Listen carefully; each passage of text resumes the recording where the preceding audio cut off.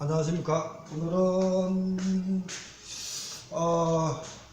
간세법을 지금 할 생각입니다. 간세법 할 생각인데, 간세법 10회입니다. 행정법하고 간세법. 그 전에 부자도 지금 수품사가 또 한게 되니까 수품사 오늘 책이 나왔습니다. 이거 보면은 교재 보면은 그 김윤조 박사님께서도 이렇게 법령 같은 거 검토하고 제가 간세법하고 행정법, 토지공법이라든 이런 걸 김윤조 박사님이 지금 감수를 하고 지도를 많이 해주시는 걸 또 아시는 분은 알 겁니다. 그 전에 수산물 분지관리소 이론서가 지금 거의 마무리 단계에 들어가 있습니다. 들어가 있어가지고 다음 달에 최단을 빨리 내려고 지금 준비 중인데 욕심이 나가지고 좀 많이 늦어지고 있습니다. 일단 또 카페 말씀드리면 카페 가입하실 때 가능하면은 그 이름을 써주세요. 이름을 써주시면 좋고요. 그 다음에 수품사 관계돼 가지고는 28일 목요일 6시부터 9시까지 노량진에서 서태디를 합니다. 그래 알고 계시고. 그리고 최근에 보면은 유튜브 수품사에 대해서 올릴 때는 여기를 올립니다. 413회까지 있습니다. 413회가 2차 문제부터 해가지고 많이 했지만 일단 시험에 대해서 수품사 접수는 6월 10일부터입니다. 7월 20일 날 시험이고 2차는 11월 2일 날 있고요. 그리고 국가직 접수는 끝났고요. 수산지 공무원, 지방직 공무원은 4월 1일부터 접수를 해가지고 6월 15일 날 시험을 봅니다. 강의 자료 같은 건 제가 관계돼 가지고는 강의 자료를 올릴 겁니다. 올리는데 강의 자료를 여기 올리고 적중 예산 문제도 올립니다. 그리고 나서 적중 예산 문제도 지금 작년에 사회 문제도 출제가 좀 문제다 이렇게 해가지고 부산에서 전공자들하고 강의할 때도 거의 느끼는데 확실히 틀렸습니다. 외항건선에서 수산물을 잡고 나면은 전문 무역회사에서 상사 무역회사에서 하고 그 다음에 도매상으로 넘어가야 됩니다. 그 체계도 조금 물론 할자가 됐기 때문에 해야지만 그렇습니다. 일단 그렇게 하시고 오늘은 간세법 관계돼 가지고 강의를 할 겁니다. 간세법 강의를 먼저 할 건데 이 간세법은 물론 김윤조 박사님께서 법에 관계돼서는 다 검토를 하십니다. 그래서 책이 어떤 책이냐면 제가 먼저 말씀을 드리겠습니다. 기본 책을 보면요. 오늘 간세법이잖아, 그죠? 간세법은 기출되어 있네요. 간세법은 여기는 간세법 이론하고 행정법인데 주 편집자는 김용혜입니다. 물론 김윤조 박사님이 많이 하시지만 저한테 밀어줘가지고 하지만 김윤조 박사님께서도 감수와 저자로 해가 들어가시고 그리고 나서 김태양이 그린로드 사장도 지금 많이 하고 있어요. 같이 세 명이 하고 있고 감수를 김기용 씨가 하고 있습니다. 이 오늘 간세법 내용입니다. 그래서 간세법을 지금 강의를 하면 뭘 하냐 그러면요. 지금 현재로 간세법 오늘 거의 한 87%가 간세법은 정리됐습니다. 물론 서문, 조문하고 서문하고 공부 방법 그리고 목차가 이렇게 구성됩니다. 물론 지금 책에는 페이지가 어느 정도 다 들어가 있습니다. 그래서 간세법 목차가 보면은 이런 식으로 박스 처리를 했습니다. 박스 처리를 하면서 카테고리를 같이 묶으니까 굉장히 보기가 좋고 또 이렇게 수험생 입장에서는 기억이 남습니다. 그래서 이런 식으로 수품사도 하고 있지만 이런 식으로 하고 있습니다. 예를 들어 가지고 간세의 성격은 조세법적, 통관법적, 행사법적, 쟁손법적, 기타 이런 식으로 나누듯이 그리고 간세의 성격은 국세, 간접, 소비세, 물세, 보통세, 수시세고요. 물세 대신에 인세가 아닙니다. 특별세가 아니고요. 수시로 붙입니다. 왜 수입할 때마다 우리나라에서는 내구세 등의 부가 징수한 것도 수입할 때 세관장이 같이 합니다. 그리고 간세법 우선에 적용이 되고 체납된 내구세 등은 세무서장이 징수를 하겠죠.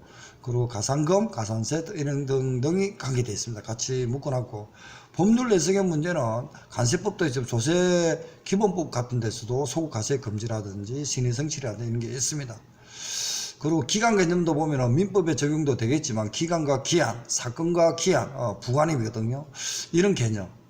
행정절차법이라든지 민원사무 처리에 관한 법률까지도 같이 묶어놨습니다. 그리고 행정절차법 안에 서류 송달, 그러고 나서 기간하고 기한에 호르게 이제 도달되면 호르게 발생인데, 서류 송달하고 문제도 있습니다. 서류 송달 같으면은 도달주의를 보통 발생을 하죠. 근데 이제 이 서류에 송달하고 나면 간세법에서는 수입신고 서류 같은 거는 보관을 5년이지만 수출신고는 3년.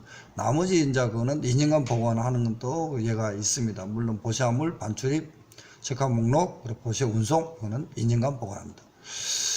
간세가 수입되고 나면 4대 요건이 되어야만이 부과됩니다. 그래서 일단 납세자가 누구냐? 그리고 물건이 뭐냐? 그러고 나서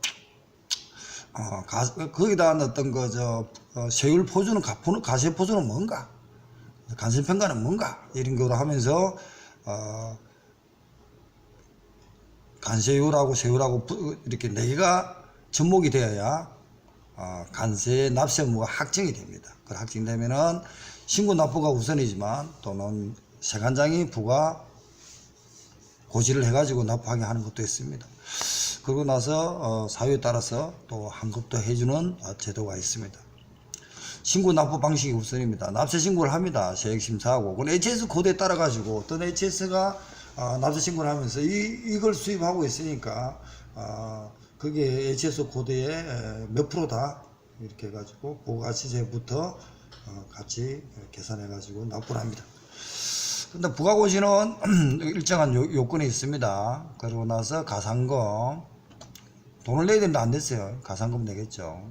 가산세는 이제 그 신고 납부 불성시, 뭔가 이제 행위에 대해서 어기는 사항이 됩니다. 그럴 때 신고를 하는데 불성시를 한다든지 신고하지 않는 어떤 가산세라든지 수입 반송 신고 지연 가산세 등이 있습니다. 그리고 이제 징수금액 최저하는 1만원입니다. 1만원 미만은 징수하지 않습니다. 일단 징수하지 않거든요. 그러니까 납부 의무는 있지만 징수를 하지 않는 겁니다. 9,900원 같으면 안 한다는 거죠. 납부를 하고, 왜냐 9,900원 같으면 최저 징수가 9,900원인데 공무원이 움직이는 거 더 비용이 더 많이 들 수 있다는 겁니다. 종이 서류라든지 그럴 때는 안 합니다. 세개 계산 방법을 한번 보겠습니다. 우리는 종가세, 종량세는 몇 개 없습니다. 종가세는 가세 가격이 딱 생기고 나면 간세율 몇 프로, HS에 따라 가지고 딱 붙입니다. 그리고 개별 소비세가 있고요. 개별 소비세는 간세의 가세 가격에다 간세를 먼저 해다가 개별 소비세 이렇게 붙입니다. 보통 우리가 개별 소비세 같으면은 일단 나중에 봐야겠네요. 그 다음 주세, 교육세, 교통에너지세, 농어촌 특별세, 부가가치세 10%죠. 지방 보통 부가가치세가 이렇게 붙습니다. 그러면은 부가가치세 같은 거는 간세, 간세, 개별소비세, 주세, 교육세 다 더하네요. 다 더하고 나서 곱하기 부가가치세를 세율을 곱합니다. 납세 의무에 관한 이렇게 되더라도 어떤 상황에서는 국가가 한다든지 이럴 때는 감면이라든지 어떤 면제를 해주는 거죠. 무조건 감면세 같은 경우는 국가라든지 외고관들 인적인 면제되죠. 정부용품, 소형물품, 여행자 휴대품. 우리가 여행을 왔다 갔다 외국에 다닐 때 들고 다니는 게 있잖아요. 일정한 범위 안에서는 면제가 됩니다. 감면세. 재수입 면세, 손상감세, 그리고 조건부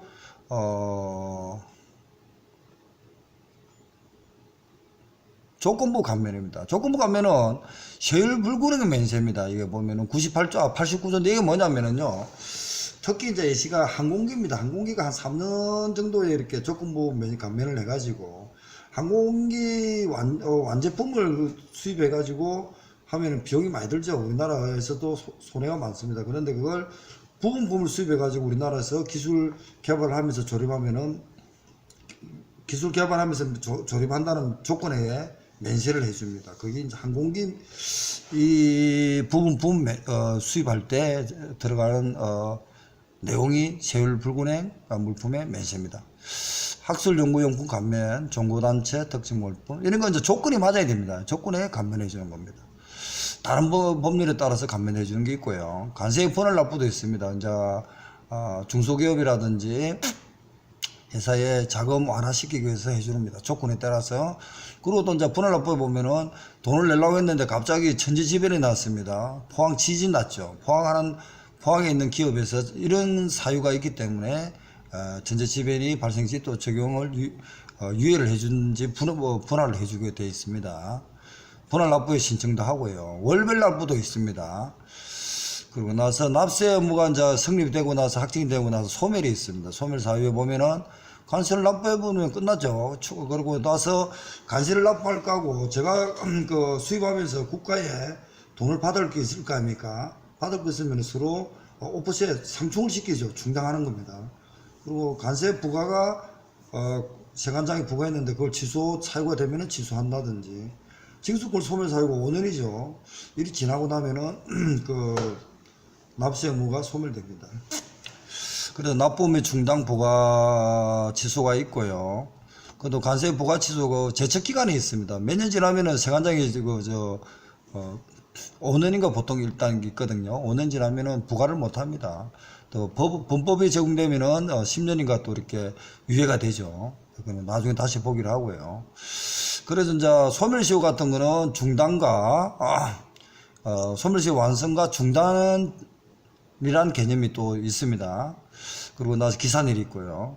호가가 있고, 그 다음 납세 담보가 있습니다. 일단 현금을 수입할 때만 납부하면은, 기업에 자금 부담이 오죠. 그 대신에, 개별 담보라든지 포괄 담보라든지 신용 담보를 걸어놨고, 나중에, 훗날, 기한이 됐을 때, 관세를 납부하면 됩니다. 그 납부를 안 했을 때, 보상할 수 있는 금액을 딱 국가에서 담보를 걸죠. 담보를 걸어가지고 납부 안 했으면은 그 담보로 상쇄시킵니다. 충당을 하죠. 충당을 하는 어떤 제도가 납세 담보입니다. 그래서 담보에 대한 어떤 종류 같은 것도 있을 것이고요. 자, 품목분류입니다. 왜냐하면 품목분류가 있고, 품목분류라는 것은 HS 코드라고 보시면 됩니다. 그리고 이제 감면한금 분할납부, 아까 전에 이제 그 중복이 될 수도 있습니다. 그렇지만 여기는 그냥 그 책에는 그 목차만 있고 빠져나갑니다. 자, 그러고 나서 이제 그 국가 수입업자라든지 납세자가 있죠. 그리고 보면은 세관에서 어떤 얼마 내라 했는데 권리가 부당하게 침해됐다 그러면은 거기에 대한 어떤 권리를 회복하는 어떤 절차가 불복 절차입니다. 그래서 납세자의 권리 헌장에 따라야 되고요. 그러고 나서 권리를 박탈할 때는 청문을 합니다. 그러고 나서 고액 체납자 같은 명단 공개도 하고요.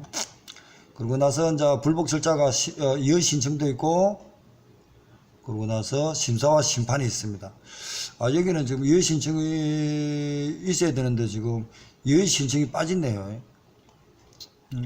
내용에는 있는데 지금 이게 목차가 좀 그렇습니다. 그래서 이의 신청 다음에 이제 행정심판을 거쳐야 되는데 세 가지가 있습니다. 세 가지가 있지만 행정심판 전지주의가 적용됩니다. 그리고 나 행정심판, 소송, 간음사원법에 대한 어떤 심사 청구가 있거든요.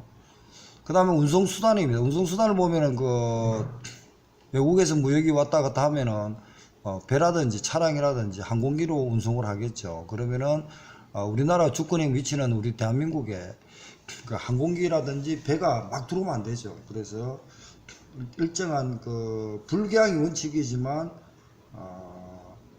개항을 하는 어떤 개항법에 따라서 개항을 하는 데가 있습니다. 대통령이 지정된다든지 그럴 때는 국제선이 들어올 수 있죠. 국제 항공기라든지 배가 들어올 수 있죠.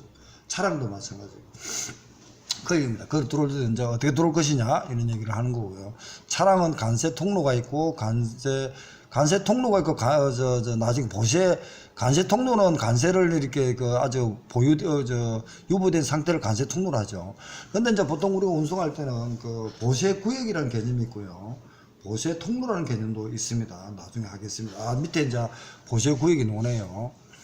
그래서 이제 여기서 보세 제도가 있고 구역이 있는데 보세 제도, 보세 구역, 그리고 보세 통로 이런 개념을 구분하셔야 됩니다. 일단 여기는 보세구역은 있잖아요. 일단 그 우리나라 안에서라도 장치장이라든지 특허 보세구역이라든지 종합 보세구역 안에는 우리나라가 아닙니다. 여기는 유예된 지역입니다. 그래서 여기서 그 물품을 가공을 한다든지 해가지고 다시 수출하면은 우리나라 물품이 수출하는 게 아니고 거기서는 외국 물품 상태로 나가기 때문에 아직까지 우리나라 수입이 안 됐죠. 그럴 때는 반송이란 말을 써야 되나? 그런 고민을 해봐야 됩니다. 그래서 이제 그 물품이 다 만들어지고 나면 우리나라 들어오면은 수입이 되겠죠. 그런 개념으로 하는 것이 보세구역입니다. 다음에 책을 보고 다시 하겠습니다. 아주 김정희도 정의에 아주 간세법하고 행정법 강의하는데 정의 안 됐습니다. 그래서 일정 경우에 또 유치나 할 수도 있습니다. 외국 물품에 들어왔을 때도 유치를 합니다. 왜냐하면 외국인은 우리나라 이제 들어오면 내추럴 에리어 지역에서 그까지는 들어옵니다. 거기서 이제 간세법이라든지 법에 대해서 통과를 못 시키면 통관이라 그러죠. 한국에 못 들어오면은 일단 유치를 합니다. 그리고 외국인이 한국의 업무를 다 보고 나갈 때 다 같이 나갈 수가 있습니다. 자, 운송입니다. 자, 보세구역과 통로의 개념이 있고요. 보세 운송이라는 개념이 있습니다. 아직까지 외국 물품 상태로 보세 운송을 하는 겁니다. 그 내국 운송이 있고요. 우리나라 물품도 어쩔 수 없어 가지고 그 외국 국적에서 움직일 때 있죠. 그럴 때 내국 운송을 합니다. 그리고 이제 일단 보세 운송을 할 때는 그 등록을 해가지고 허가를 받은 사람만 차량이라든지 운송을 할 수 있습니다. 통관입니다. 통관을 하면은 외국이나 우리나라에서 들어오든지 우리나라 밖으로 나가면은 수입과 수출이 되고 반송이 되는데 거기서 결국은 물품에 대해서는 원산지 문제가 생길 겁니다. 그래서 원산지 대무역법의 원산지와 농수산물 원산지 표시에 관한 법률하고 구분하셔야 됩니다. 그걸 좀 정하고, 그 다음에 이제 외국의 물건이 왔다 갔다 하면 지적재산권 보호가 문제가 있겠죠. WTO에 관계돼가지고도 관련돼 있습니다. 그래서 통관이 이제 제한이 될 수 있고, 보로가 될 수 있고, 리콜 명령도 됩니다. 보세구역에 이제 반입 명령, 외국에 나간 걸 빨리, 외국에 나간 거 말고 우리나라에서 반입해가지고 다시 검사를 한다든지 이렇게 해가지고, 클리어 시키는 게 보세구역에 반입 명령 제도가 있습니다. 국제협력도, 통관의 국제협력, 또 협력 구성도 까르네 같은 것도 있습니다. 유통이력 같은 것도 지금 수산물하고 농산물도 관계되지만 어떤 간세법에서 유통이력에 관련되어 있고 수산물 유통법에서도 유통이력이 있습니다. 그리고 수출 수입 반송이 있고요. 그리고 나서 간단하게 신고하는 어떤 제도도 있습니다. 외국에 이제 나가는데 보면은 그냥 들고 후대할 수는 없는 범위에서도 간이하게 신고서를 작성해 가지고 수출 신고를 하면은 거기서 클리어 시켜주는 간이 수출 제도도 활용되고 있습니다. 그 다음 수입 반송 수출 지원 정책 있고 우편물도 그렇습니다. 근데 후대품 세관공문에 보면은 이제 조사를 한다든지 의심이 간다든지 또 이렇게 다른 사항을 파악하기 위해서 자료 제출을 요청할 수 있죠. 그리고 나서도 이제 이렇게 법을 간세법이나 대무역법이나 외환거래법에 어기고 나면은 벌칙이 적용되겠죠. 그래 되면은 벌칙이 간세법도 다양한 성격을 가진 중에서 간세 행벌이 적용됩니다. 옛날에는 간세법에도 보면 사형까지 있었답니다. 사공화국 때 같은 데는 상공화국이나 사공화국일 때. 근데 지금 사형은 없습니다. 그리고 행법에 9가지가 거의 다 적용되면서 사형은 없습니다. 그리고 이제 금지품목 수출입죄, 보면서 과세가격 가짜로 비밀 유지 의무 위반, 전자문서 위조 변조죄, 밀수출죄, 간세포탈죄, 밀수출죄, 밀수입죄 다 있죠. 간세포탈죄, 가격조작죄, 밀수품 취득죄, 체납처분 멘탈죄, 타인에 대한 명의대여, 허위신고죄가 있고요. 허위신고죄는 보면은 물품 원가 기준이 2천만원 높은 금액 이하의 금액, 2천만원 이하의 벌금액, 상마다 다 다르다는 거죠. 그리고 나서 이제 범죄에 관계돼서 몰수나 추징도 할 수 있고요.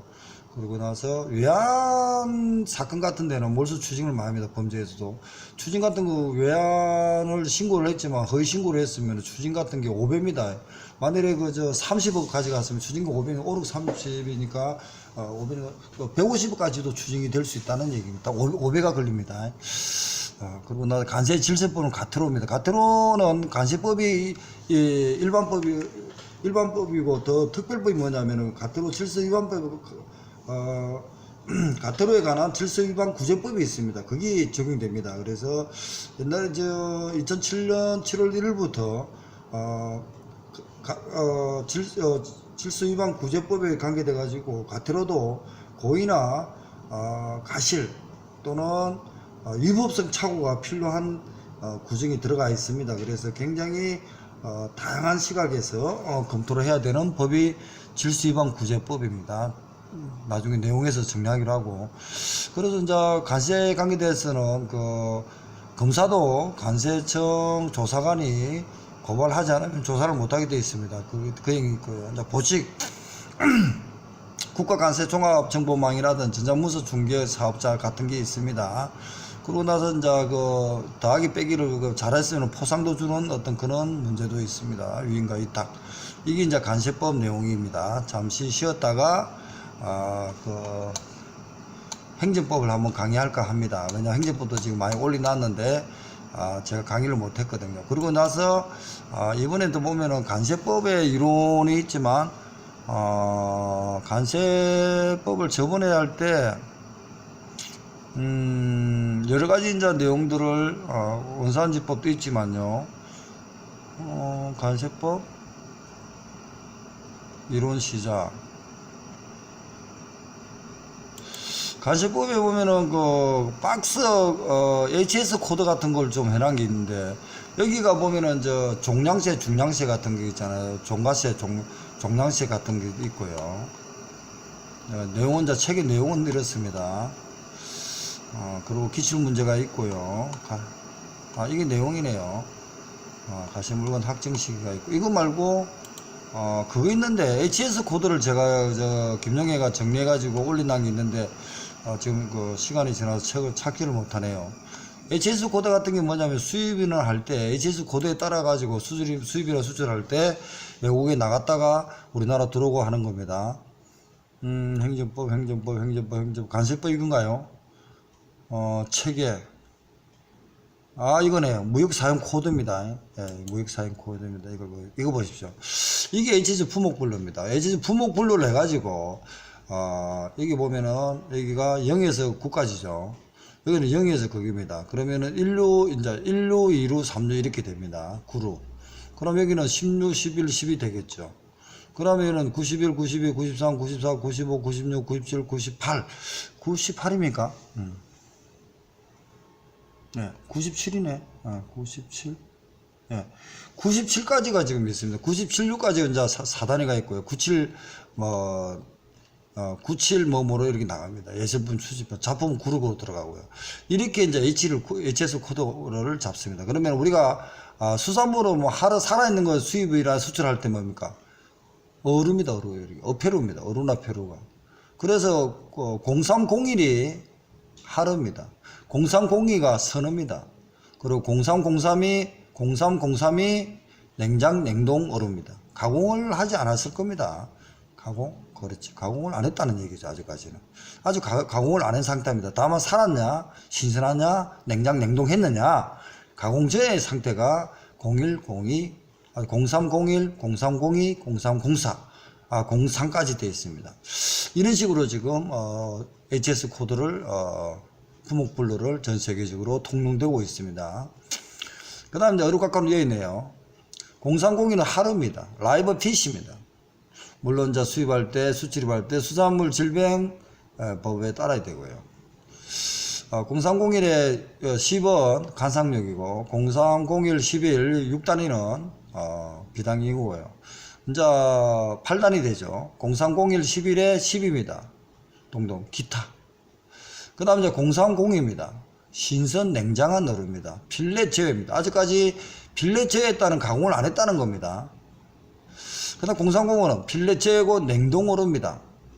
신선 냉장, 그러면서 0302는 신선 냉장한 어류네요. 냉장은 여기 들어갑니다. 근데 냉동은 0303으로 필렛 제외, 아직 가공을 안 했습니다. 1, 2, 3은 가공을 안 한 상태가 아닙니다. 0304는 어류의 필렛과 그 밖의 의욕, 이거 뭡니까? 가공을 했다는 겁니다. 그러면 어체와 의욕 분류를 한다는 거죠. 어체, 의욕 분리를 해가지고 하는 것은 0304 이하로 들어갑니다.